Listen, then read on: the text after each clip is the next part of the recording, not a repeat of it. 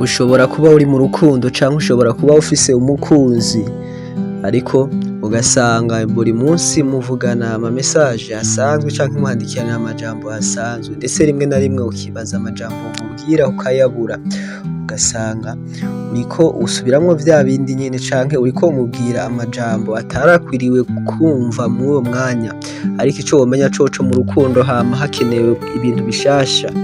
Nimba ufise umukunzi wawe, menya amajambo umuganiriza mu gitondo canke amajambo umubwira sasita n'amajambo umubwira iyo bugorovye canke iyo agiye kuryama.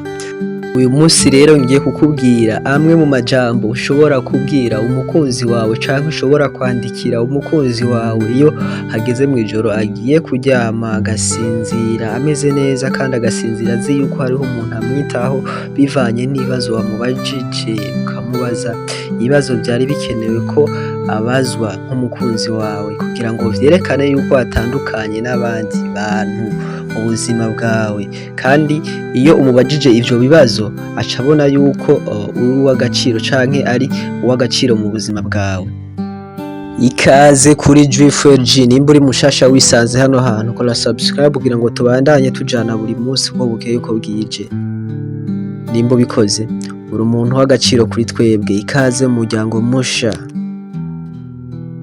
Ijambo rya mbere wokwandikira umukunzi wawe canke ijambo rya mbere wobaza umukunzi wawe bugorovye, iyo bugorovye mutanguye kuvugana, ego muba mwiriwe muravugana, ariko ijambo rya mbere ukwiye kubaza umukunzi wawe mukundana, yaba ari umukobwa canke ari umuhungu, umubaza ati sheri canke mukunzi wanje, umunsi wawe wagenze gute?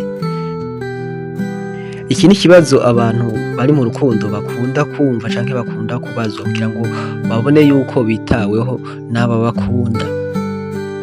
Ego muba mwiriwe muravugana, mukavugana mugabo ntimwavuganye umunota ku munota, hari igihe caciyemwo ntimwavugana, rero ni vyiza kumubaza nk'iyo uvuye mu kazi canke ushitse muhira canke ibintu byose ubihejeje, ukamubaza ati mukunzi wanje umunsi wawe wagenze gute? Aha ni hahandi umukunzi wawe ashobora kuvuga ati sheri jewe uyu munsi nagize umunsi muremure canke jewe nagize umunsi umeze uku n'uku n'uku. Iyo bituma umukunzi wawe mukundana abona yuko afise agaciro kandi afise uwumwitayeho, rero ibi biratuma n'urukundo rwanyu rukomera kubera yuko wamubajije iki kibazo.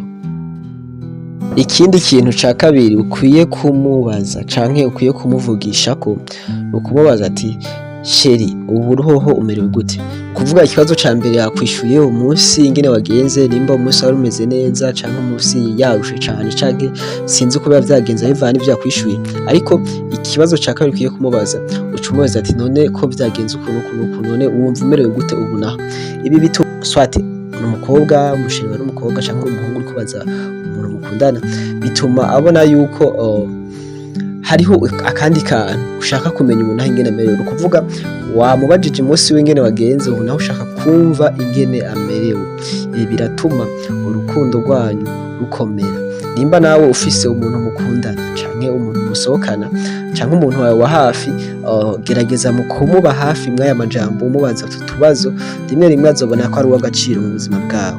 Iki kibazo ca kabiri ni hahandi haba higanjemo vya bindi wafunguye, uza gufungura ryari, ibintu nk'ivyo nyene usanga twa tubazo twose ca tuguma tuziramo aho nyene mu ico kiyago. Rero iki kibazo naco ni ngombwa kukimubaza kugira ngo abone yuko hariho umuntu amwitayeho, kandi kugira ngo mubandanye muyaga ikiganiro canyu kibe kirekire nk'abakundana nyene. Ikibazo ca gatatu co kumubaza canke ikibazo ca gatatu co kuganirako n'umukunzi wawe, uramubaza ati mukunzi wanje none umunsi wawe ejo upanze gute, ejo bimeze gute, ufise programme za gute, kugira ngo umenye ivyo azoba arimwo, umenye aho azoba ari, kugira ngo abone yuko ubandanya umwitwararika uko bukeye uko bwije. Kandi nawe ku rundi ruhande nawe yene aca kubaza ati none nawe uzoba uri mu biki ahejeje kukwishura. Ibi navyo bituma bikora ku mutima w'umukunzi wawe, bituma bikora ku mutima w'umukunzi wawe ku buryo aba yibaza canke yiyumva yuko ari uw'agaciro, ku buryo n'ivyo azoba arimwo ejo ushaka kubimenya, ushaka kumenya ivyiwe, ushaka kumenya ivyo azoba arimwo. Ibi bituma abona ko umwitwararitse buri munsi, kandi ibi ni bimwe mu bintu usanga abakunzi banegirija kubaza abantu bakundana. Mu gihe rero muhejeje ivyo vyose uhejeje kumubaza canke muhejeje kuvugana kuko message ziba zabaye nyinshi canke ikiganiro kiba cabaye kirekire, ikintu ca nyuma co guherezako ntiwibagire kumwipfuriza ijoro ryiza. Ego si uritanga ariko ukamwipfuriza ijoro ryiza, ukamubwira ati mukunzi wanje urare neza, mukunzi wanje ndakupfurije ibi n'ibi n'ibi n'ibi. Ibi nivyo bituma urukundo ruryoha, kandi nivyo bituma niyo umuntu akubuze canke mumaze igihe mutavugana, nivyo bituma akumbura ikiganiro canyu hagati yanyu mwagiranye mugikundana. Rero nimba ufise umuntu mukundana, ku mugoroba gerageza umuganirize kuri ibi bintu, gerageza umuvugane kuri ibi bintu. Ibi bizotuma buri munsi agukumbura, bizotuma buri munsi yama arindiriye message zawe, avuga ati ndabizi ko aza kumbaza, ndabizi yuko ndabizi aguma arindiriye. Rero ibi biratuma urukundo rwanyu rukomera. Mwakoze kumviriza iki kiganiro. Jewe wumva ni Roy Drift kuri Drift. Bandanya mukora subscribe, ndabipfuriza n'umwaka mushasha, ubona ko tukiri no mu misi ya mbere y'ukwezi.